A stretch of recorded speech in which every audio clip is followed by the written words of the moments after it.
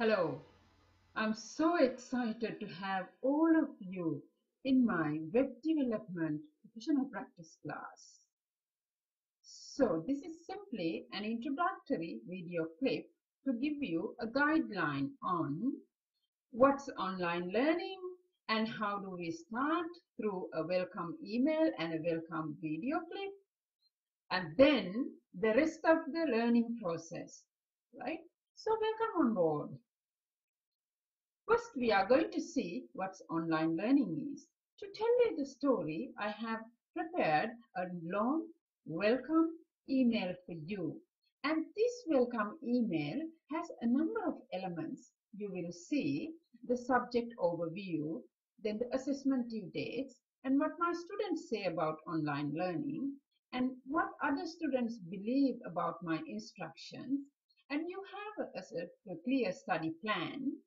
Then you also have other formalities to be followed when you are working towards our learning management system, which we call Study Smart, right? So we are going to have a good time together, remember? So it is just to let you know that I'm not a robot, right? And you can see me, a human. So you have a human touch, right? Now let's get this subject, the name, and then dissect to find out what is there.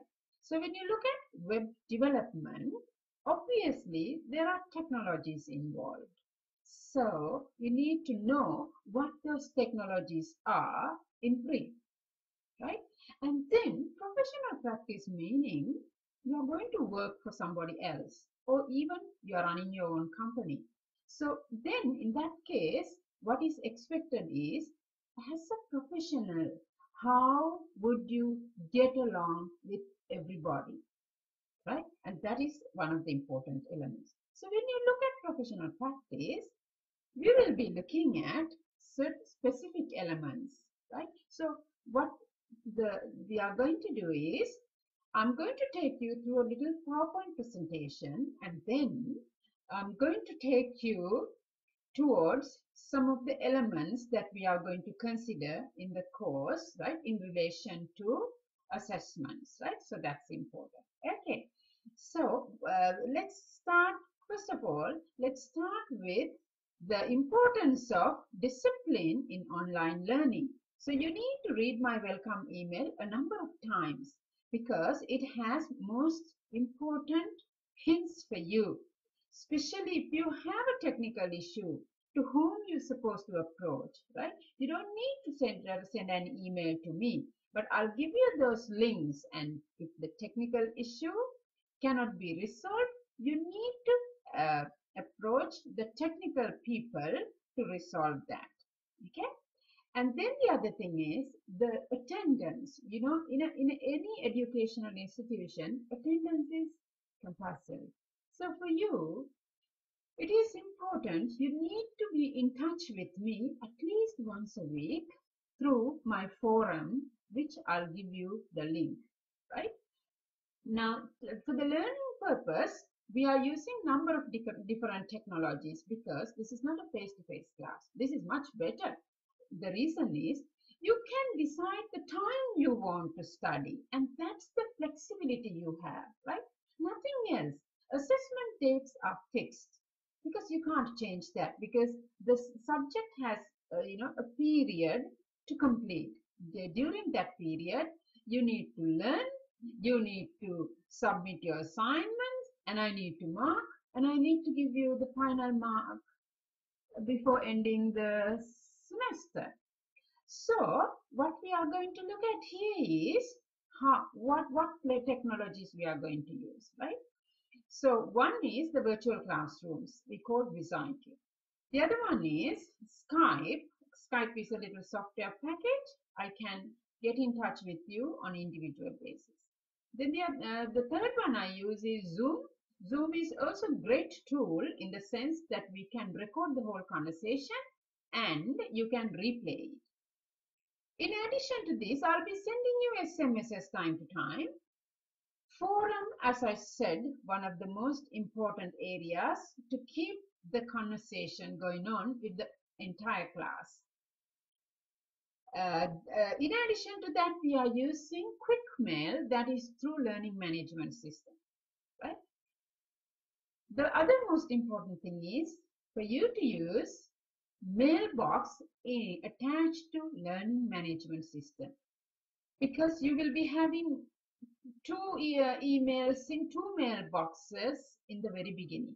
That is your personal email box and your learning management's email box. From that point, you will be given instructions from your student progress advisor, right? That is how to log into learning management system. What's the username? What's the password? Once you get those details, you straight away log in learning management system and then directly go to your mailbox.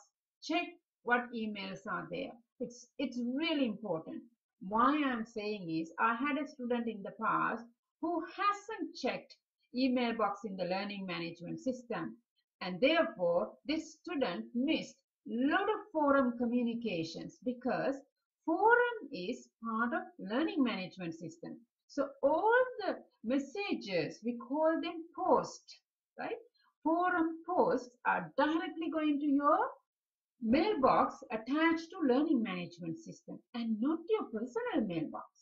So you need to understand that. So therefore, the very first thing is, as soon as you get the email through your personal email, get the instructions, log into learning management system and use the mailbox there. That's very handy, right? So there is another issue here.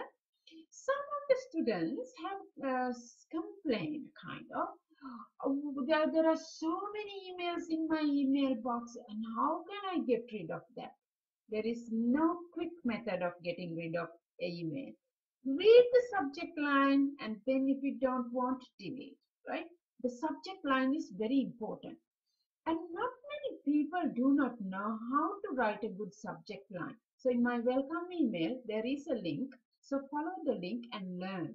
But it's really important. Why the subject line is important is, if you want to get a quick response, write a smart, short subject line. You get your response immediately. If not, it takes time, right? So therefore, you decide whether you want the response quickly or whether you can wait for 2 to 3 days. It's your call, okay?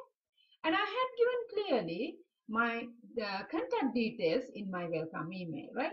I am working during the 5 working days, right? Weekends I keep for my personal commitments, but I visit Study Smart and to check how many of you are on learning management system. And I also complete my attendance by the end of the week, right? But you need to be in touch with me every week by posting a little note to weekly forum post saying that you are there, and also what's happening with your assignments and your workload, right? So those are important. Then I'm going to get into the PowerPoint presentation of this subject and little bit of elements in detail, right? So don't get scared for anything. You are going to learn all these technologies. Obviously, as web designers and web developers, you are in the technology world, right? This is the web design, the IT and the digital. You cannot divide and say this is this, this is that, right? But the main difference is when considering the development of web, right? Your focus should be, what area are you going to touch when designing websites and developing? That's where. But that doesn't mean IT is excluded. It's part of IT, part of the digital, right? So it's kind of blended, right? Although we use the word web development professional practice, right? So let's get into the presentation. So my name is Ramya. So we are going to look at common web design technologies first. To develop a web, you need to know part of the design as well, right? Some of the subjects are focusing on your web design. So a couple of methods are included in web design technologies. And remember that we are working towards W3 standards, right? That is the standard set by World Wide Web.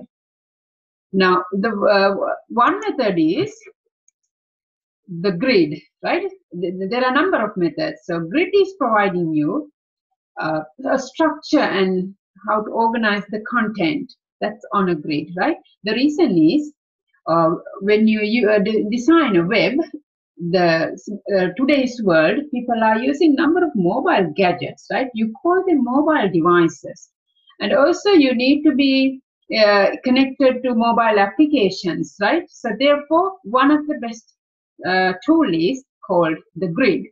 Now the next one is HTML. Right, so this is HTML5, but the rest of them I'm not going to get into details.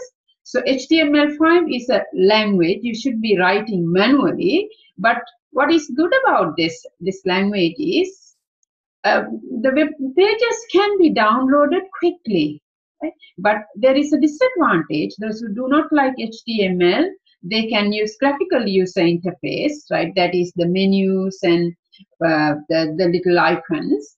But in your case, I believe you are going to learn HTML. Maybe sometimes if you use the WordPad, you may also have convenience rather than studying the code. So the next one, that number 3 is Grunt. Grunt, the JavaScript task runner.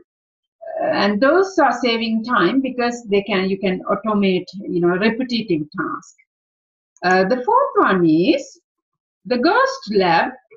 So this is helpful to create mobile optimized websites, especially for handheld devices, your iPads, like phone, your little palm tops. Okay, and the next one is the template engine. So the template engine, the purpose is the web's performance. If you are making a change by one, pages, so it takes time, right? At the same time, the users are on your website. So to avoid that, you'll be using template engine. Number 6 is Stylus. This is CSS preprocessor. CSS stands for Cascading Style Sheets. So use of Stylus, meaning a CSS preprocessor, will allow you to write CSS, Cascading Style Sheet, in programming fashion, having variables. Those are details, right? Just to give you the taste of the subject, right? I'm not doing any details because you are doing number of other subjects to get into the details. And the last one is we call CodeKit, right? CodeKit is used for better, faster websites, right? When you are building something really good, most of the functions are there and it can be downloaded fast. That's where you are using the CodeKit. Okay, so those are common web design technologies. It did not take that long. Let's get on to common web development technologies, the common web development ones.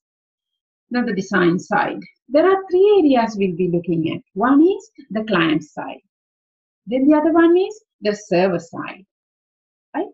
And then the multimedia elements. Let's see what's client side. Client. Now, maybe you are not a designer or developer. Put yourself in somebody else's shoes, the users, the people who do not know how to design web, or maybe even the people, some of them, they do know. So client side meaning the client, the customer is accessing the web. So going through from personal computer and then through web browser and getting to web server to download the websites via internet service providers. Okay, that's the client side.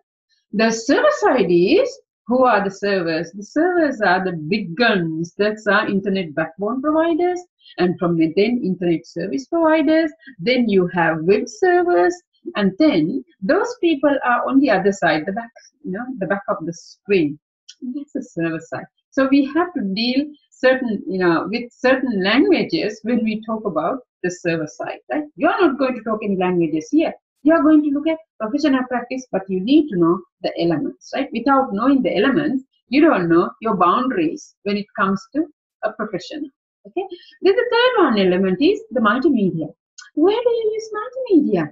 Well, the web is all about multimedia. It's not just plain text, right? And you know that you have different kinds of text, animated text, normal text, and some graphical, art, some really arty-farty text, right? And you also know the animation is moving elements, right? So it's kind of we use Flash for most of the animations, and then you have the video clips, the audio clips, right? So then the certain communication tools are just hooked up, right? Then the blogs, right? And letting IM is internet messages. They all are part of the web. So therefore, we will look at those elements under multimedia. Let's get into this one by one. Okay? Right. Here it is. The client-side technologies, let's look first. Right? What are they? Let's get one by one.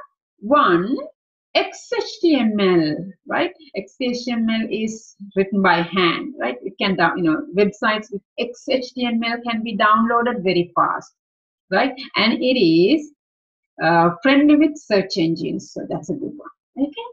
Now the next one, I did say this earlier, cascading style sheets. This is fantastic, because imagine if you have a website with 500 pages, and you thought after 6 months you want to change the font color of all the headings from white to light yellow or light green.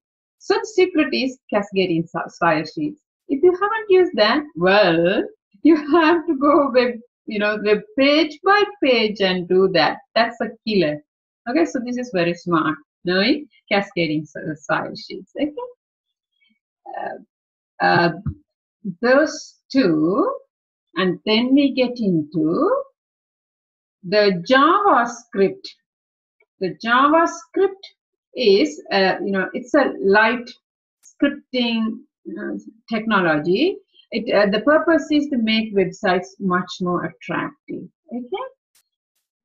After having a little an idea about client side, let's move on to server side technologies. So the server side technologies are a little bit more, because server side is the behind the scene, what's happening. Okay, let's get in with these ones. The first one we call PHP. It's a server-side scripting language. It is using for dynamic websites. It's much more interactive, right? It's especially for if you are connecting databases. That's where databases are part of the server-side technologies. If you get your newspaper, they're coming from a database, right? Or the news articles, every hour it is updated, because it is getting from database, right? And not only that, customer relationship management, most of these shopping online, they all are connected to databases. So databases are part of the web design and developing world. The next one is we call CGI or Perl. It's a programming language, right? So that is also dealing with web server. So I'm not going to get into details. The third one is XML and XSL. It's a software and hardware independent markup language, right? Especially dealing with transmitting information. How long it takes to, when you make a click, to get that information through the server. So that's dealing with transmission. Then we have one of the most important ones. We call it MySQL. MySQL is dealing with a database. MySQL is the structured query language. Okay, it is connected to database. The fifth one is PostgreSQL. It is quite sophisticated one, and it is open source relational database. Open source is like Microsoft, you have to pay. Open source, you don't need to pay, right? Remember that. This is related to the open source relational database management systems. I'm sure you know the next one, Linux. Okay, Linux is open source operating system, and the server is, we call the Apache is the web server, and in line with Linux, right? They are open source products. Okay, and Those are the 6 areas of server-side technologies. Let's get into the last one, SSL. This is important in the sense the secure side. You know, secure socket layers. When you do transactions on internet, when you make the payments, how would you do that? Somebody will web hacker or a cracker would take your the credit card details. To avoid that, you need to consider secure servers. So that's where it comes into play. Okay, so that's done for the server-side technologies. Let's look at what multimedia elements are. Obviously, the multimedia, you need to look at graphics software. So there are a number of software dealing with graphics, the Adobe, Paint Shop, Print Shop, right? Those are main, but in addition to that, quite a lot. Then we have video recording software, video recording and editing both, right? So video recording has become now that the latest video recording is customized video recording, right? So customized, and then you will have, it's embedded to the web pages. Okay, so the next one is audio recording. It is similar to it is the same style like video recording editing, and then you need to have your voice record. Sometimes people don't want to show any sceneries, just the voice is recorded, because it depends on different users, okay, user preferences. And then we have the flash animation. Macromedia flash is one of the most important elements that can be used to create animation, sound, interactivity, right? So it's a free plugin, and then major web browsers also use it. Right, and text designs. Text, it's not just writing something. There's a number of. Sometimes you will find 500-600 of text types. Okay, right. Now we are getting into another topic that looks like. What does that look like? We have done this web. We've considered the 3 areas: the server side, the client side, and the media. Those are the elements of web developing professionals. Now, what's here? Doesn't make sense, does it? Oh, what is this? And you will find, right, it's a cloud. And there are computers connected. What's a cloud? Cloud is a metaphor. Right? So a metaphor is used to say that it is somebody else's computer. You don't see them. Doesn't matter whether you see or not, as far as your information is protected. Now, this is what it does is, you need this cloud. Why web developers and web design people need to know the cloud? Keep in mind this. To design websites, and to develop them, right? You need a large storage area, and you need a secure server. Or you also need a lot of plugins, right? A lot of multimedia elements you are handling. Keep in mind, the multimedia elements, the videos are really, really large files. So sometimes people prefer using someone else's computer and go there and design, and then from there publish somewhere else and left it without using their own computers. There are a number of reasons. The processor speed, sometimes the disk space, right? Because sometimes software hardware clashes, right? Because when you deal with multimedia, obviously software hardware clashes should be expected. So therefore, for various reasons, people are using somebody else's computer, right? And that is called cloud. But to do that, each and every one of us have to have our own computer, internet connection, and a browser to reach the cloud. Cloud meaning somebody else's computer's disk space. So that's what the cloud is. Why do we need to consider cloud? Because cloud is part of the journey for web designers and web developers. So you need to know what are the areas that you should be considered as a professional. Okay, that's why the cloud is brought in. Remember, the cloud computing session in your workbook is session 11. Although it is session 11, I want you to do it the first, not when you read it, when you go through your sessions, it starts from 1 to up to 11. But I'm asking in my welcome email, I clearly said, start from 11, which is cloud computing. Once you know cloud computing, then you can go through session 1, 2, 3, 4, 5, 6, 7 to see what is the copyright law, right? Intellectual property rights, copyright law, privacy policy, and code of ethics, because you are applying these major 3 concepts in relation to cloud computing. Again, the study area is web development, remember. So therefore, take a time, a step backward and think, I'm doing web development, how these web development technologies are connected to professional practice when you are working for a company, when you are working for a cloud servicing company, right? So that's a big one. You are working for a cloud servicing company, and why do you need to know the elements of professional practice? Because you should be assuming that you are a member of Australian Computer Society like me, right?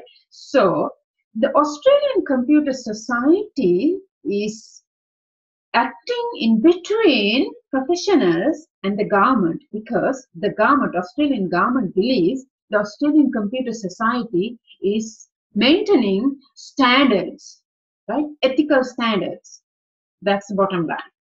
Now that's why I brought the cloud in. Remember, you are going to start from the cloud chapter first. Now here, how people are using cloud. The cloud can be used as an app. 3 methods, major 3 methods are the application, cloud as an application, cloud as a platform, cloud as an infrastructure. You will learn these things in detail. These diagrams have taken from internet. They are not my diagrams. So just to say, cloud, software as a service, in short form we call SaaS. Okay, platform as a service, PaaS. And how do I say infrastructure as a service? IaaS. Okay. So this is, again, you need to find out which web development technology is following under SaaS, PaaS, and IaaS. And that's all I wanted to say for this in this presentation. Now, I'm going to stop my screen sharing, right? And going back here. You will be learning ethical practice. Ethical practice is important because sometimes somebody will hack your website. Does it mean you can retaliate by hacking someone's website? Right? Maybe somebody has downloaded something that you have designed and kept that person's name, and you found that. What would you do? How would you avoid such situations? Are you going to retaliate by any means? Okay, so as you could see that I have opened the door, right? And what you need to do is enter into the room. Room is the study period, and during that period, learn these skills. Why do you learn this? Then you can say in your CV, these are the employable skills that I have, right? And to write those in your CV, you need to learn that. Remember, learning, it can be, sometimes it can be daunting, right? So to start your learning, if you look at log into Study Smart, you will see your course information. The workbook is there, and then you have session information organized, and next to that you will find a document which is the reading document. Reading meaning people are reading. There are 2 types of reading. One is just reading. The other one is critical reading. So the handout will give you, I have referred to pages 15 to 17. I cannot remember, you need to check that. That says how you read critically. Just reading is you are reading and nothing in your head. Right? Sometimes people can sleep in front of a computer or getting a handout, but nothing going to the brain. That's called just reading. Just reading would never help you to understand anything. In the end, you will say, I don't understand. Why? It is because of the just reading. So you don't need just reading. What you need is critical reading. Just reading is good if you are really tired and if you want to sleep by the end of the day. You can take a book and go to bed, and once you read, you don't need to remember anything. Just pleasure what information is there. That's fine, and it's just a matter of the time. Time you feel that you have to sleep. That's good for just readers. Now, I want you to become a smart reader. Smart reader meaning the element of critical reading. Please read that document. Not many people know how to read well, right? So therefore, I believe you will take my instructions and then you will structure your journey. Everything I said is truly true, right? And I love helping students, but at the same time, I want my students to let me know what they have done to make themselves understand the subject, because you know that I can't dissolve the whole workbook and let you drink.